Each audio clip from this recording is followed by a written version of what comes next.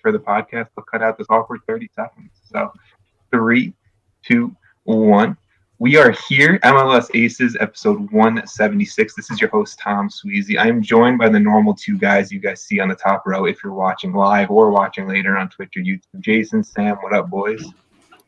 Pretty good. Hey. I mean, things are going well. If you guys are watching on YouTube or watching on Twitch, you're going to be familiar with the two faces down below. The soccer Cooligans are here, Christian and Alexis. Guys, how are you? Thank you for coming on. What's good? We're chilling. We're doing great. Thank you so much for the invite, guys. I also think we're doing great. I just don't want Christian to be the only one who says that.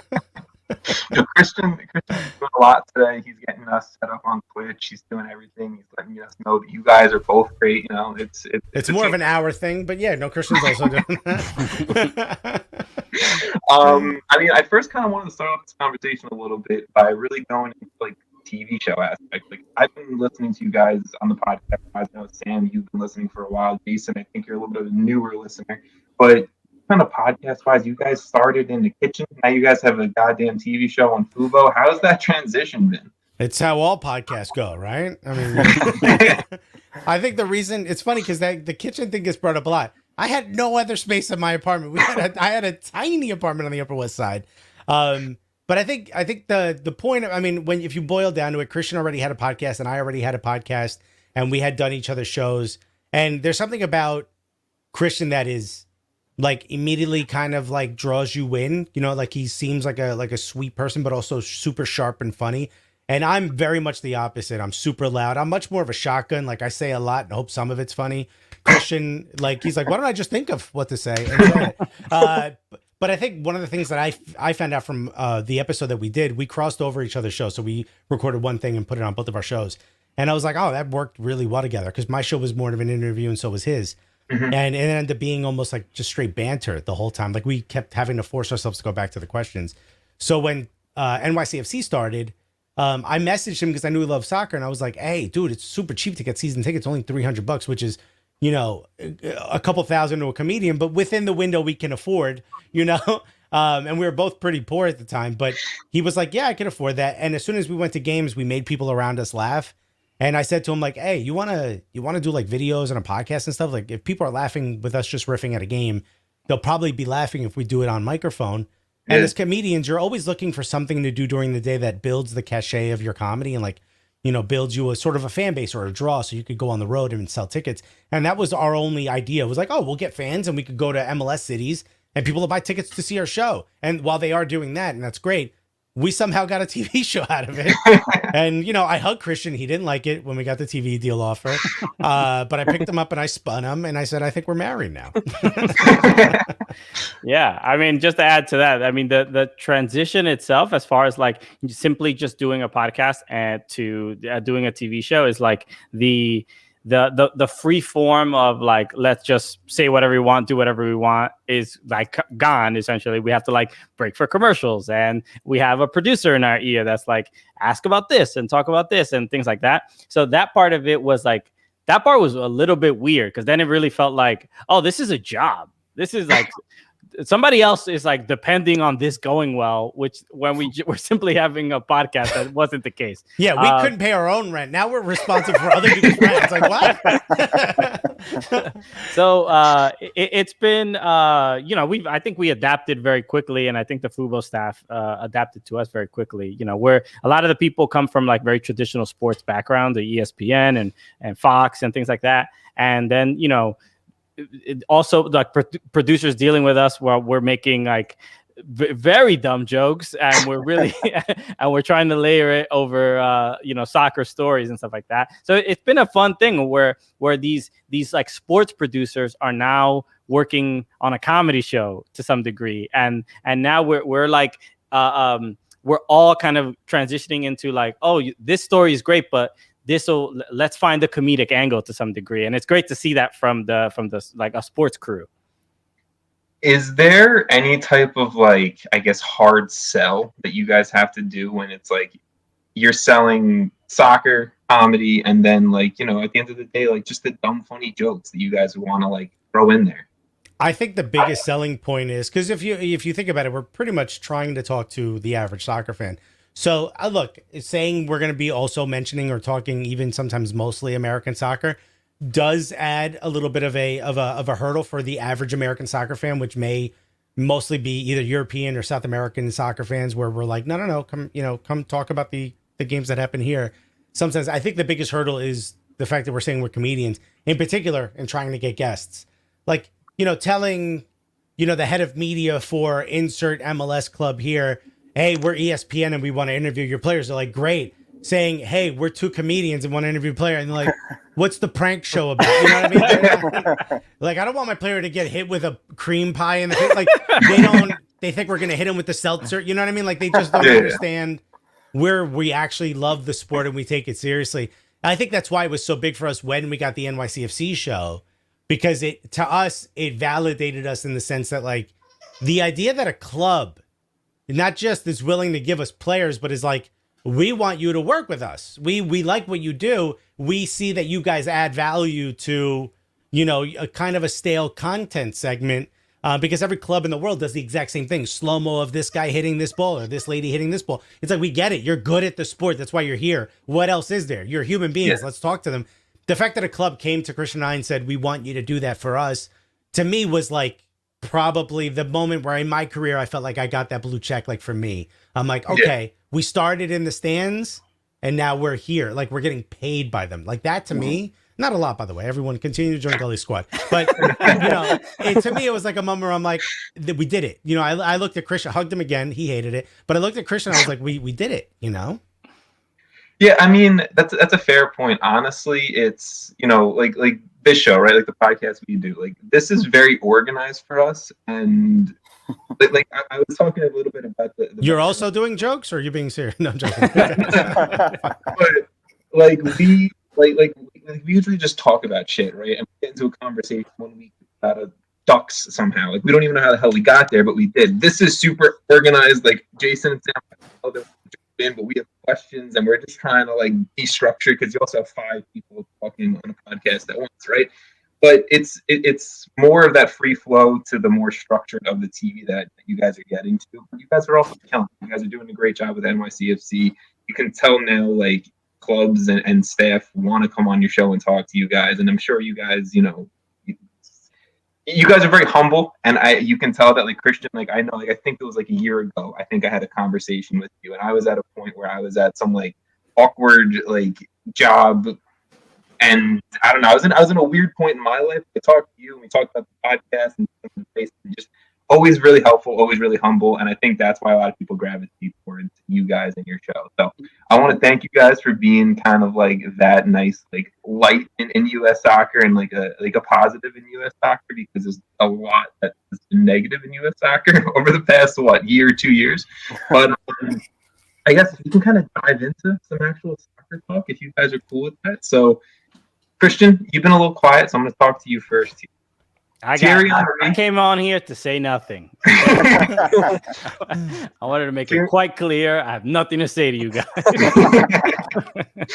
Thierry Henry, he doesn't want anything to say to Montreal Impact fans, right? He stepped down. Obviously, he cited his family, being away from his kids, being away from his family was tough.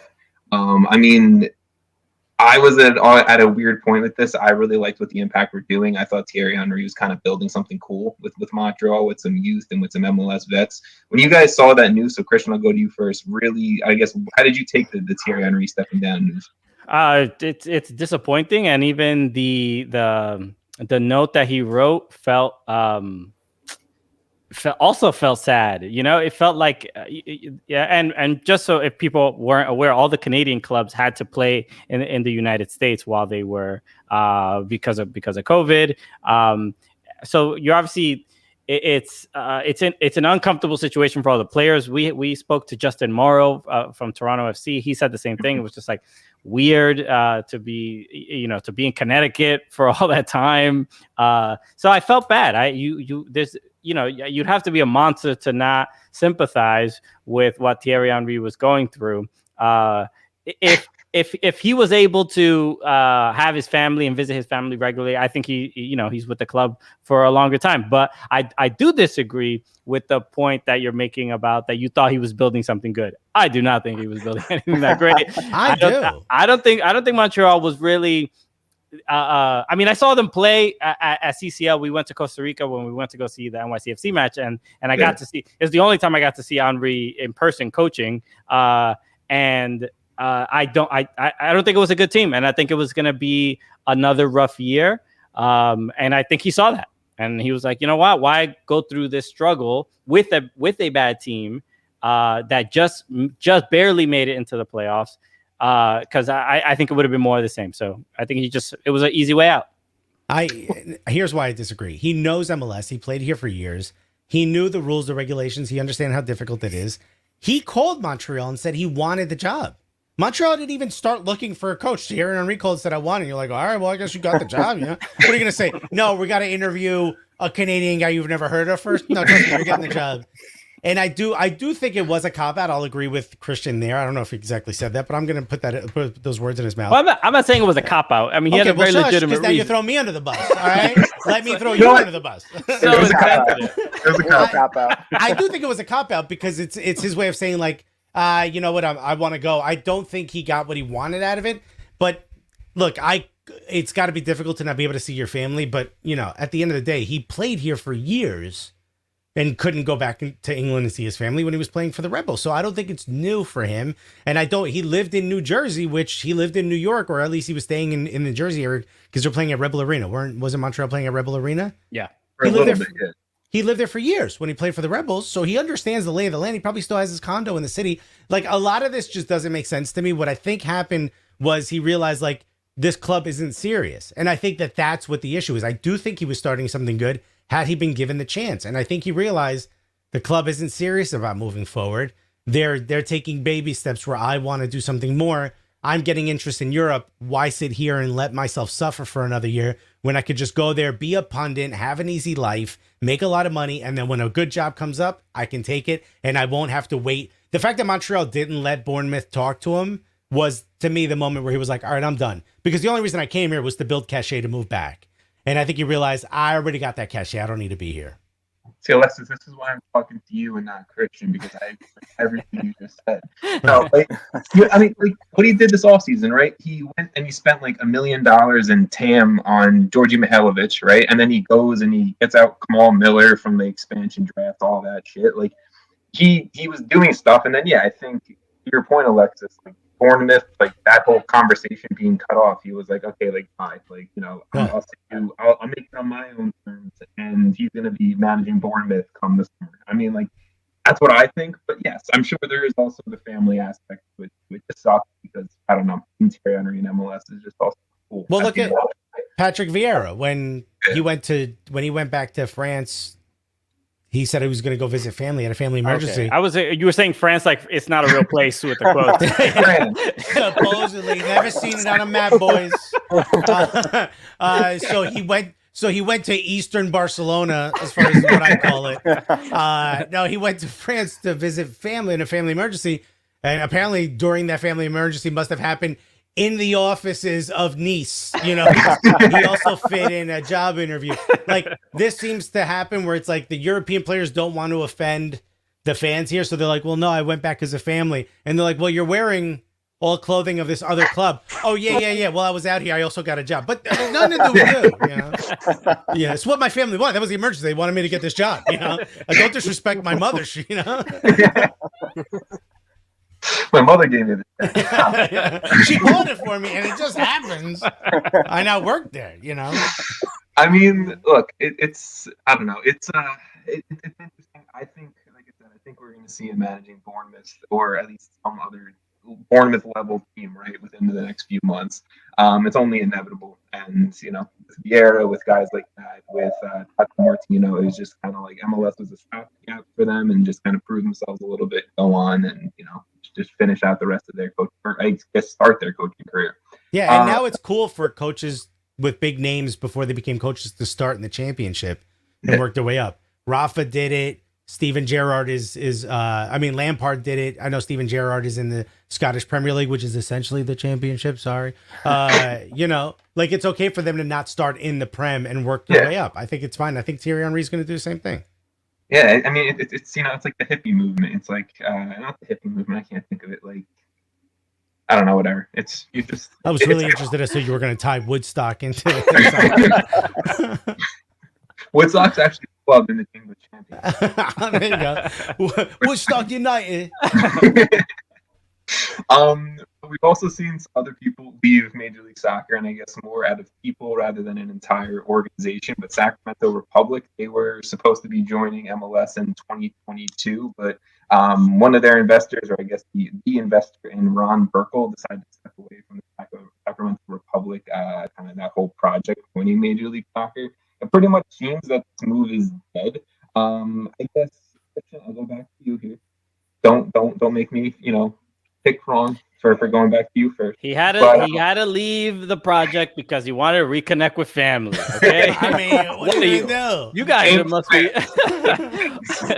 okay. It's not. Yes, it's MLS Aces, not MLS Hearts. You guys, you don't have any. Okay? That's why he does it, folks.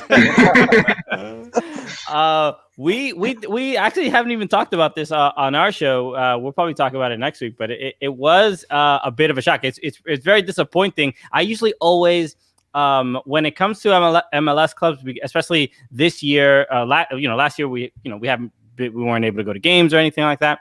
But we and I can speak for Alexis as well. Like we have people that we know that are like, if you are a fan of ours and you are a Timbers fan, then like I start to care more about the Timbers, right? Because I now there's like a genuine connection, and I want a friend of mine to be happy or whatever.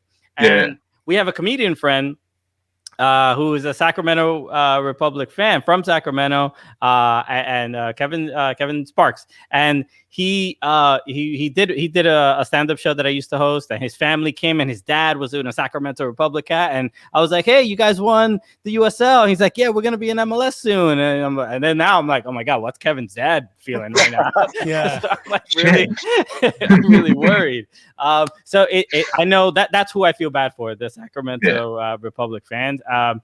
From what I hear, it's not it's not completely dead, but when the guy with all the money is not interested, MLS is going to move on very, very quickly. Okay, they're going to swipe right on somebody else that has a fatter wallet. So I think this is the opportunity for most likely probably Phoenix Rising, I think, to maybe step in and take that spot. I know San Antonio wanted an MLS spot, but how many more Texas MLS clubs are we going to have? So that's my, I think that's the next, alternative. I was thinking Joe Rogan doesn't buy club. Sorry. I was thinking Las Vegas Lights, maybe, get MLS into Vegas. I like that. I have that. With sports gambling, that would be smart because I know MLS is leaning heavily into that. I agree with Christian. Everything he says. To me, it feels like the time my mother was like, if you don't stop saying duh, I'm going to not buy you anything when we get to McDonald's. And she didn't. And I was like, oh, I guess I'm not eating. You know what I mean? Like the one with the money said no, I'm a child. I got nothing. And that's kind of where Sacramento is right now. Like everyone's in on it except for the guy with the money. So to me, I don't know what happened. I think I'm interested to see how MLS frames this, right? Because this can lead to that contract negotiation talk now. They pulled out because they don't see we're losing too much money. Like, everything that happens, MLS finds a way to use it to their advantage, which is just smart business tactics. I know soccer fans hate it. It is what it is. I mean, there's just smart business tactics. So I'm kind of interested to see how they flip this. But also, I feel like they kind of did this with Cincinnati a little bit. It's kind of like a call your bluff. Like, well, if you don't get the money by this day, you're out. And he was like, fine, I'm out. And then I'm sure there's some back channeling happening to find the money elsewhere and to find, the funding elsewhere. So I agree. I don't think this saga is over, but I think what this does show is, it's not exactly the easy 1-2. And MLS has become sort of this like high priced thing now, where it used to be when it got to $100 million, I was like, that's crazy. Why are people still buying? Now it's 300, 350. St. Louis paid 350. I'm like, where does St. Louis get that kind of money? You know, you guys selling drugs out there? What's happening? How you get this money? Like, it just, that's not the city I ever expected to get that money, right? So, like, I think you're starting to see now that there's opportunity to continue to expand, but also, like, have we expanded too far? Have we done too much? So I'm interested to see what happens. And I think having been to San Antonio and San Antonio FC, they already have a stadium. They're ready to go tomorrow. You tell them to come in. They're done. They're good. They have practice facilities. They have an academy. It is ready to go. It's a very much a professional outfit.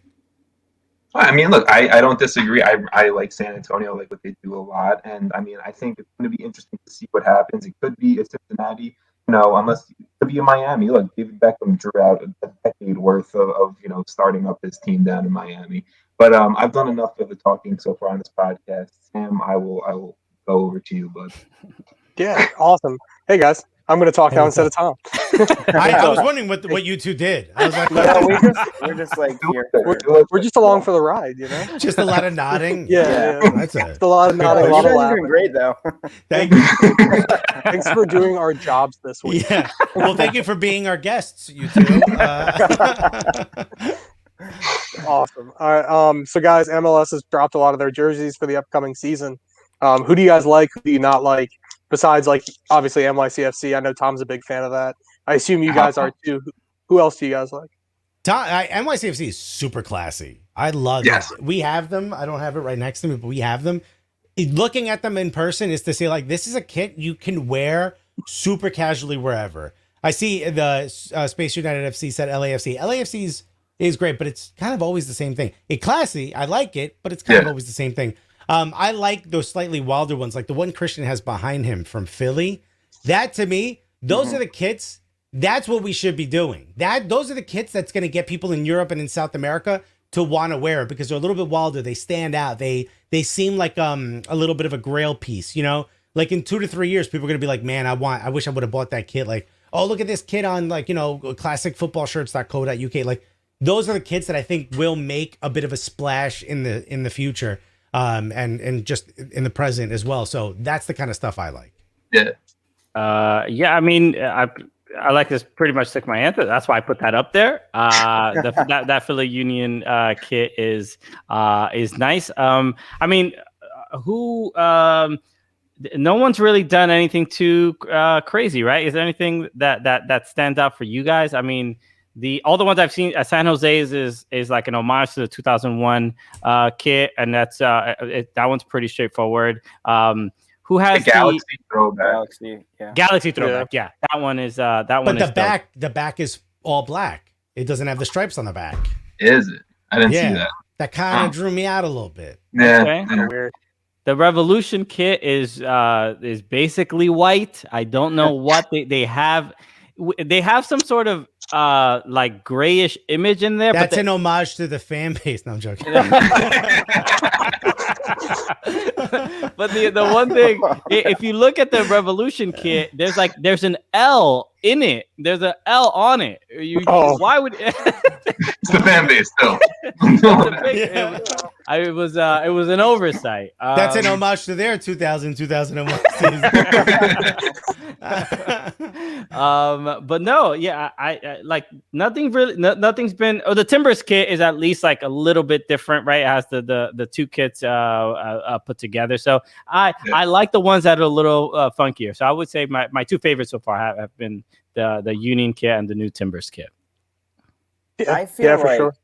Wait, so I feel like my take on the kits this year is like they're trying to do what you guys are saying, like go far out there, like the Union. But I think a good example of one that kind of missed was Minnesota, because I really like what they're trying to do. If you look really closely, they have this kind of like wavy or whatever, like coral reef design. Yeah. But you can't see it. And that's my biggest issue. It's like there's so many that are like this that I have to squint or like.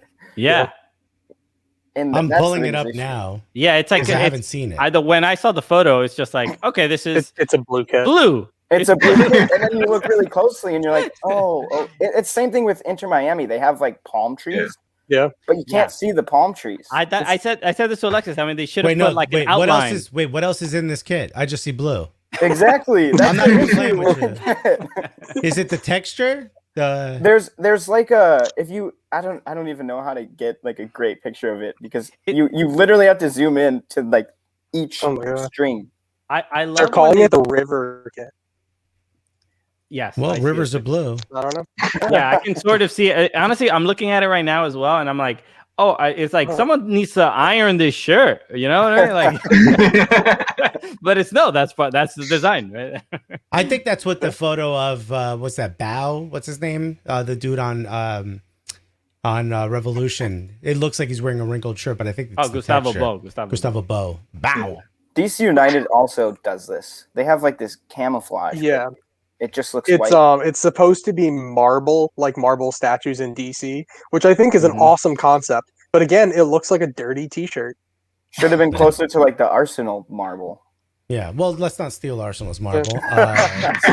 Classic, right? It's part of the old stadium. I do like. They should have had the Capitol and like a little broken window. You know?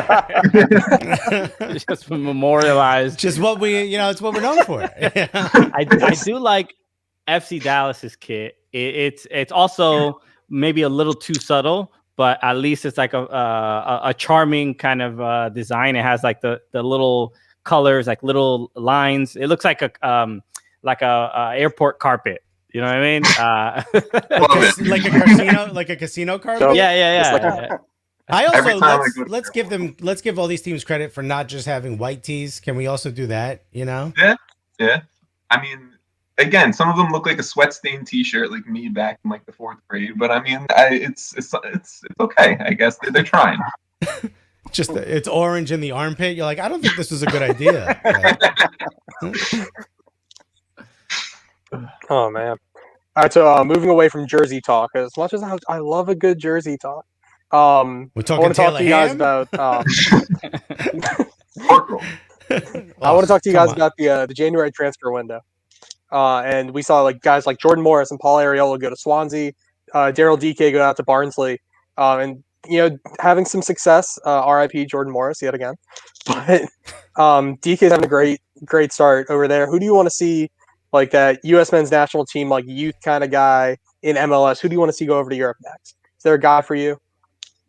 We're probably going to say the same name. I was going to say Tanner Tessman. I think he has very similar to, first of all, a meteoric rise. Getting all the way into the men's national team, and I know he had a great game against Trinidad and Tobago, even though it came on at the end. But I think someone of his size and someone of his physical ability should be in the championship at least. Should be fighting for a position there. And maybe he stays at FC Dallas and he gets a chance to sort of, move on for more money or whatnot. But I think that's the sort of one of the next guys to go. Very much in a Daryl DK sort of move where you're like, he has all the right features to make it in this league. Let's see if he could actually make it in this league. And I think someone like him can. He's young. He's very athletic. He's, I don't know how smart he is on the ball, but I feel like it's something that he can develop super quickly. Yeah. I mean, this is a tough one. I don't know. Usually, I guess the people that I would have thought are already there. I mean, obviously like Brendan Arrington and McKenzie. What about James Sands? James Sands. I don't think James Sands is ready for Europe just yet. Maybe another year. What, he was mother? Yeah. I got it. You're not ready to see him go yet. He's such a sweet boy. I can't let my boy leave just yet. I mean, I guess one name that comes to mind, and I mean, I guess like sort of that next round of young players is, I mean, this is definitely a stretch, but if he could continue to perform and get more starts and more minutes, Jonathan Lewis, I think there's potential there, but he just has to get that stability in Colorado. Love Jonathan Lewis. So do I. I just don't think he has the right head for it. He's still young. Yeah. I just feel like he always like comes off the bench and like hits like 5 assists every single time he plays. Yeah. And they're always bangers. He does good. Dude, he's amazing. The problem is, the mentality for someone that good to be easily left off their team or to be moved to another one usually is a bad sign. Yeah. Jason, off to you, sir. Yeah. All right. So, I mean, I kind of wanted to move a little bit towards the women's team, U.S. Women's. I know you guys are sort of into that and like to watch their games, and obviously they're killing it, right? They haven't lost with Vlatko as their head coach. But there's a pretty big tournament in the Olympics coming up. So really, like, who impressed you as you were watching the She Believes Cup that you weren't expecting to? So someone that sort of broke out in a way that you were either surprised by or not necessarily surprised, but really were like, okay, yeah, this is legit. I think do you want to answer first? Yeah, I mean, there's a bunch. I mean, first, Lynn Williams. I think. So I mean, we went to the NWSL final, and when the Courage won, and we got to see her play in person, and I mean, she is just incredibly skilled, just faster than everyone else on the pitch. It's just like unfair almost. But she was great. She seems like she's going to be the I think that replacement, or at least, I don't think Carly Lloyd is going to make the Olympic squad. Lynn Williams will. So, I mean, I can go on. I have more names, but I mean, that's definitely the first one that comes to mind. I will say when we were at the NWSL final, Christian and I were like, I think Chicago Red Stars were the other team. We're like, let the Red Stars just put another player. Just let them put another player on the field, because this doesn't seem right. This doesn't. I mean, they were hard to watch.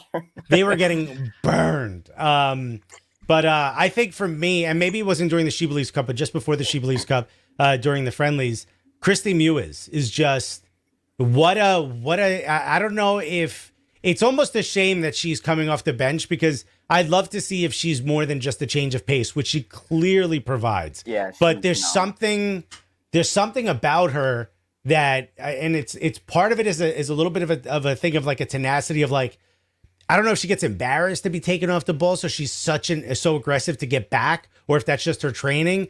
But there's something about when she has the ball at her feet, it's dangerous for every defender, because she has the ability to get herself in position and find someone else.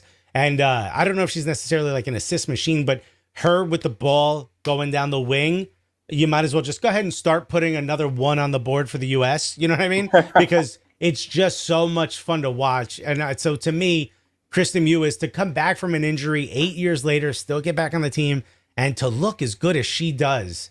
I mean, it's a shame, because the folks who might not make the team, you could start an 11 that might also win the World Cup with that. And it's rough. It's rough to see. Yeah, and that kind of goes into my next point, because I was looking at some of the rosters like since October, and I'm not going to list all the names because obviously a ton, but there's been 12 forwards that have been called up, and only 2 have actually been on all the rosters. One was Lynn Williams, and the other was Sophia Smith, which actually kind of surprised me a little bit, but they're clearly 2 people who have shown the ability to perform at a very high level.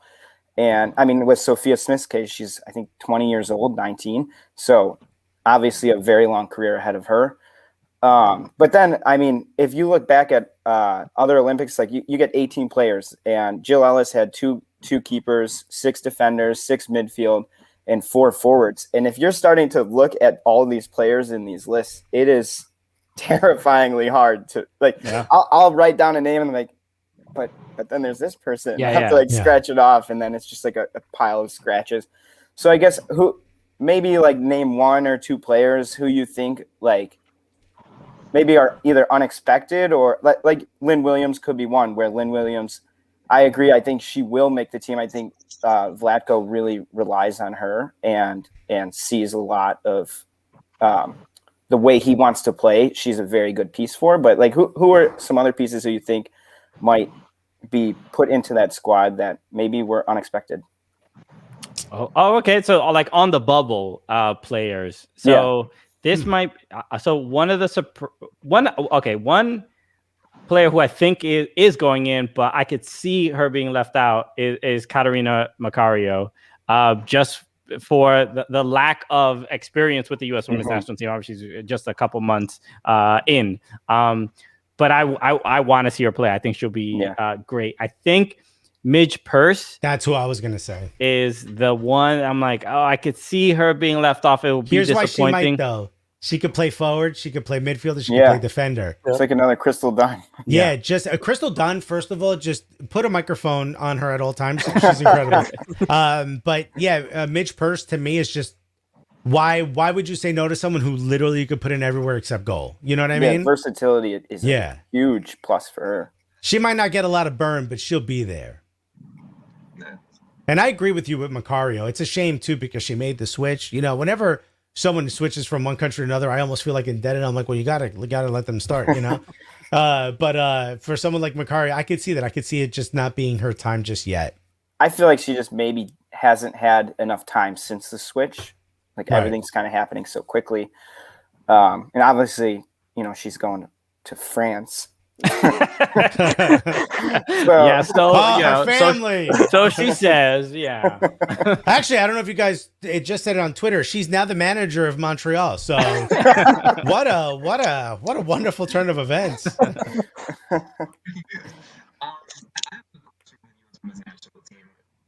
I think that like Crystal Dunn, in my opinion, is like the best player we have on the women's national team. I think her versatility and Tom, you're a bit quiet. Yeah, that's just for me, but your audio is. I was kind of making it out. You were saying, Alexis, I'm happy you're here. You're the funniest guy we've ever. Is that what you're saying? Your voice, your audio is kind of dipping. I don't know if you have headphones. It might help. yeah, I'm gonna let Jason, Sam, Okay, put it in the chat, Tom. Would you spill water on your laptop? What happened? Oh no! Oh man, Jason, we're gonna have to come in clutch. Yeah, I mean, I guess we can just. I'll answer this actually. Ultra Fresh Willie put in the comments: Whataburger or In-N-Out? Yeah. It's not even close. That's like asking, would you like a used Ford or 17 beautiful Mercedes Benzes? Why is Whataburger even? It's only because they sell burgers that it's on this list. It is absolute basura. You eat basura, basura, basura, basura.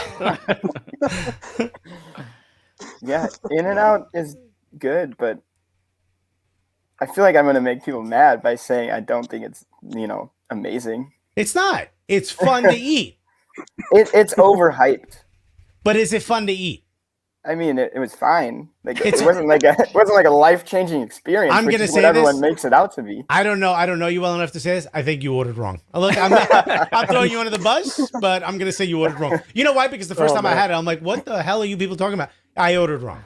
If you order right, it's the most fun you'll have at a fast food joint, unless you're a kid and you're jumping in like the Burger King ball pit or whatever.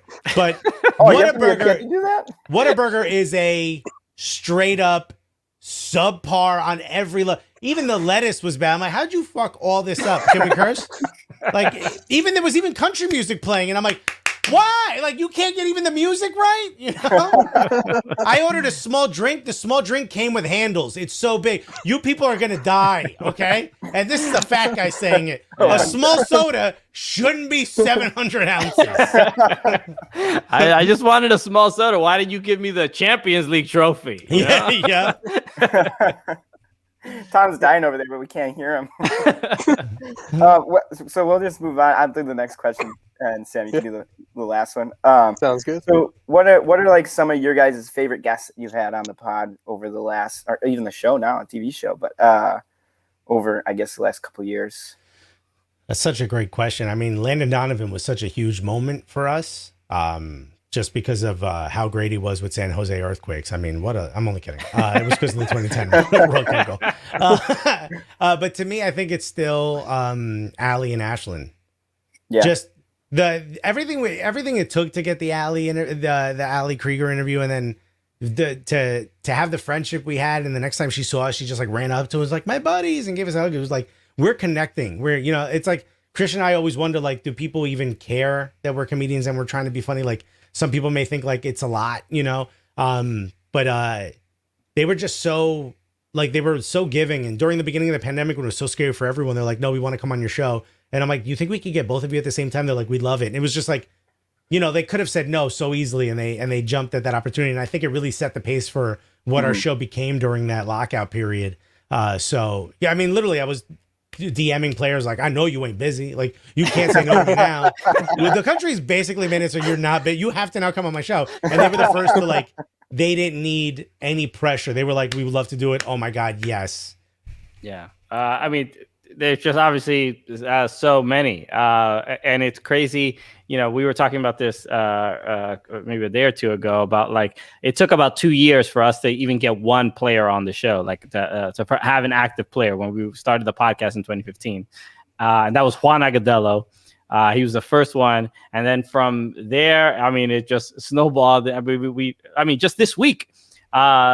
Tonight, as people are or maybe watching this or listening to this, we have Brianna Scurry of the 99er, U.S. Women's National Team, absolute legend. And so for us to be able to get players like that, and it's, you know, we always say we are a comedy show before we are a soccer show. And the fact that we can joke around and laugh with soccer players who we grew up watching is unreal. And I think the hope, you know, and we always ask players that we have on the show, we say, hey, have you ever met a comedian? Literally ever in your life? Have you ever met even one? And they're like, you know, I think about it, and like, no, I don't think I've ever met one. Even like the superstars, they've never met anybody. So there really isn't this like we're trying to be this bridge between these two worlds. And what makes me happy is like when players they get on the show and they may not know who we are, and we tell them like, hey, we're comics and we're gonna joke around, and they're like, oh, okay, and then like in the middle of it they're just cracking up, and then at the end of it they're like, this is the most fun anybody I've ever done, this is crazy. Like it literally just happened. Tristan Blackman of LAFC just did our show, and it's gonna air on Tuesday on Football Sports Network, and same exact thing. He was just like, okay, yeah, it was like kind of uptight, a little nervous at the beginning, and by the end of it he's like, yo, I want to come back on this show, this is so dope. So that's the point, man. We're just trying to have a good time and show that the comedy world and the soccer world can kind of live together. So you know, hope, you know, most of the players we have on the show are great and fun, and we just want to keep doing that. I'll say one that I found like pretty memorable was the Rose Lavelle one. I think it was probably a year and a half ago. I don't know. I just, the way you guys merge, like obviously you say you're the comedians and then soccer. And I just think you do it great. Like the it sounded like you were going to be like, you say you're soccer. I'm not so sure. Yeah, you're going to France all the time. Thank you. Yeah, that means a lot.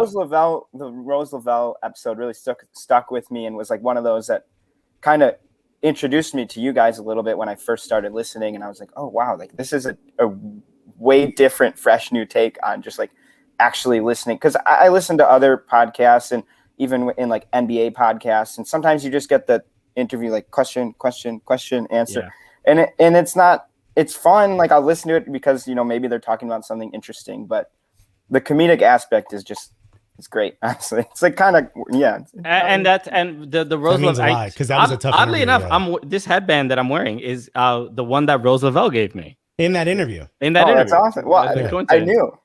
And actually, the thong I'm wearing, I had on that day. I haven't washed it since. So she was kind of a tough interview, actually. Yeah, that's what I was gonna say. Like while we were doing that interview, there were also like 20 people in the room that like she had a whole media team, and that was it. It was us two, Rose, and like a sea of people. Like she brought her posse or something. yeah. And she was really nervous.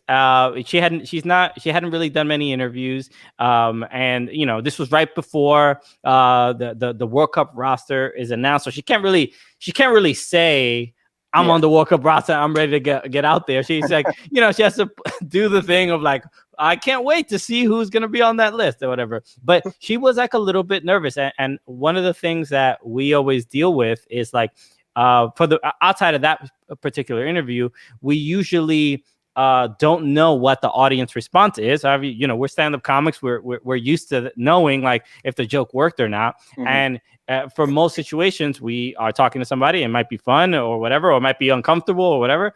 And we don't know what people are going to think until we hear comments from people like you, or like, Yeah. that, Well, you're that welcome. resonate. Yeah, No, we appreciate it. Because it's I think, like, I can just reiterate, like, there's so much personality to soccer players, and we don't get to see them on any other platform outside of the game itself, whatever content that their club or or country is putting out, and you're not really, unless the U.S. women are playing in the World Cup and either right before they go to World Cup or after they win, that's the only time they're getting the media attention. So that's there should be a bunch of stuff in the middle, right? Between World Cups, we should be seeing a lot more interest in the sport. But and credit to the U.S. Women's National Team, because every 4 years they're the ones that have to, like, push the sport forward to some degree, even especially from the media side, because they're doing way more than the men are. So and that's all. Like, it should be in between those years. CBS and Good Morning America, they should be inviting those players as well. And we're here to shame them for not doing it. That's all. That's what we're here for. But I mean, to your point, like when we did the Giuseppe Rossi interview, like, it was so, like, he said no to America and went to play for Italy, and he would have been huge, and we would have had a better World Cup if he played on our team. And there were all these questions, yada yada yada, and I was like, look, he's from Jersey. I'm gonna lean on the Jersey thing. I'm gonna get him comfortable. And they were like, whatever you do, just don't ask him about picking Italy. And we're like, all right, cool. And I looked at him beforehand, and this is when we were in that same kind of radio station that we did the Rose Lavelle interview. I said to him, I'm like, yo, look, we're gonna ask you about the Italy thing because it's nonstop what everyone's asking us to ask you about. You just say whatever you want to say, like, you wiggle your way out of it, and we'll just move on. But we're going to look like really indifferent, or we're going to look like really ingenuine if we don't ask. And he was like, nah, ask whatever you want. And I knew he was like, oh, he was going to kind of work his way out of it. But we had such a fun time just busting his balls and, making jokes and talking about dumb Jersey stuff. And as soon as we asked, he was like, I've never really talked about it, but let me talk about it. And that's kind of when I looked at Christian, like, oh my God, like, he's actually going to, like, he kind of has always shied away from talking about it. And now he's going to talk about it on our show.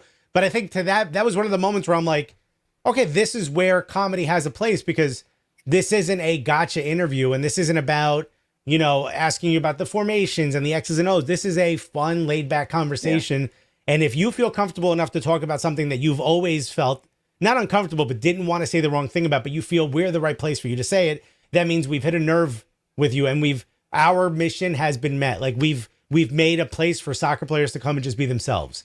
And that's kind of what we've always tried to do. Sometimes sometimes we swing and miss. It really depends. Some players are just really media trained and don't want to break from that. It is what it is. But I think for the most part, if you get in a room with us, at some point you're going to laugh. And I think that's our goal. So sometimes we hit it, Well, I think, like, comedy kind of just, like, breaks those walls down too. It's like when you're laughing with people, it's just like a different vibe than just such a serious, straight up, where you feel like you're being kind of pressured into questions where it's not really how it is. Yeah. Sam, do you want to do the last one? Yeah, so I'm going to pressure you guys into the last question real quick, if that's cool. All right. What's the best and worst Cooligans yell at the end of an episode that you guys have had? Oh, the best and worst? Oh. Best, who best was and worst. It? Best, I'm not sure, but worst, I won't even say worst, but Dan Crowley, the owner of Kingston Stockade, he literally, like, we tell everyone, Dennis Crowley, sorry. He, I was talking about his cousin. We weren't there for that interview. His cousin is a small owner of the team. Yes, Dennis Crowley. He thought we were lying to him. Yeah, he thought we were pranking him. When we scream, and he was like, really? And we're like, no, we both scream. We want you to scream with us. And he was like, okay. And you could see it on the show. I think they edited it to cut it shorter. But we're like, the Cooligans. He waited and he was like, oh my God. Like, you see his face like, oh, they're not fucking with me. And he was like, the Cooligans. He just said it real quick because he literally thought we were lying to him the whole time. It's like, we're comedians, but we're not, we're not wearing clown outfits, buddy. Like, we're not that kind of comics. Yeah, it's difficult to say best. I mean, everybody usually gets in on it as soon as they believe that we're not pranking them. Everybody's like on board. But usually the fun. And to get, maybe this was definitely the best one, because I remember watching this recently. But whenever we went to the United Soccer Coaches Conference, and they would give us a booth, and we would be in the middle of like a sort of showroom sort of thing, and then scream the Cooligans with like hundreds of people around us. And the one of the more fun ones was the one that we did with Total Soccer Show. So it was me, Alexis, Taylor, and Daryl, and we just screamed the Cooligans in the middle of like a convention center. So that one's definitely the most memorable for me. Also ICC, I'll say the best one was ICC. We had 2,500 people, 3,500 people waiting to see Megan Rapinoe, and she was 45 minutes late. And the people running the ICC were like, "Get up there," and I'm like, "Get up where?" You know, like, what are two comedians? Unless I score against China, they're not gonna care. You know what I mean? And there's like kids, there's little girls, there's people screaming. Like it was a sea of people, like Megan. Here comes a fat guy and a skinny guy with microphones to be like, "Hey, we're gonna tell jokey jokes," you know. And we got them. We got the crowd of people like dying of laughter, and we had jokes. We were doing stuff with the DJ. We were just riffing. They had like boxes of gifts that we were supposed to give out all weekend. We just started throwing them into the crowd. And I had this idea. I was like, "Hey, you know, it'd be cool." We had a videographer that was like filming us. I was like, "You know, it'd be cool. It's like if we got the whole crowd to yell Cooligans to do the outro." And we said to the crowd, like, "This means a lot to us, blah, blah, blah, blah, blah." And they all did it. And it's in our reel. If you ever watch our reel, which we just put up, it's also like on our Twitch. If you guys go to our Twitch, it's the first thing you see. You see an entire crowd, like a sea of little girls and their moms yell.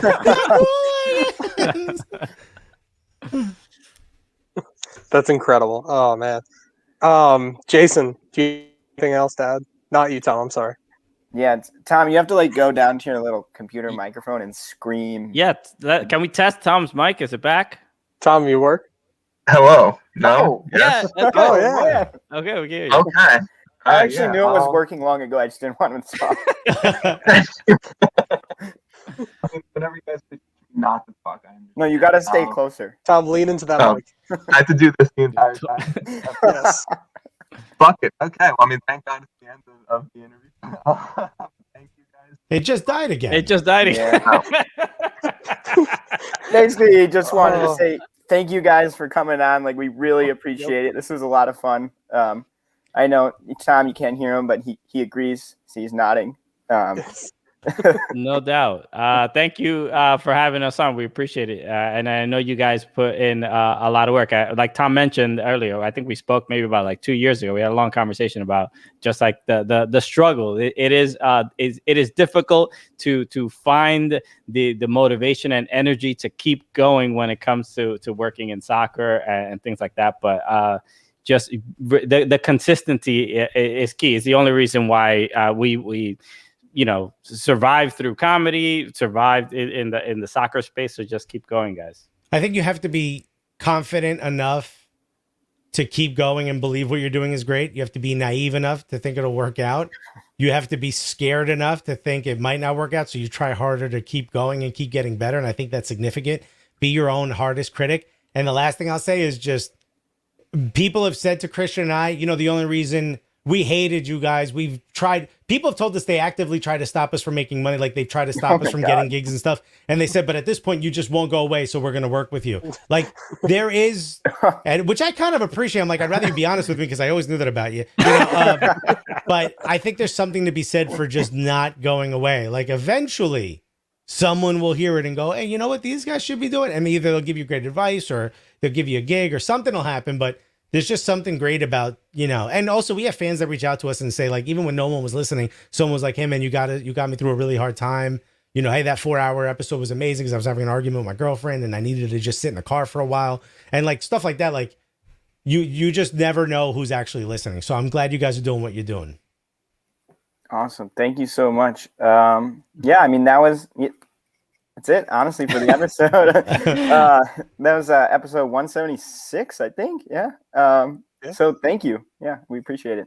Appreciate you guys. Thank you.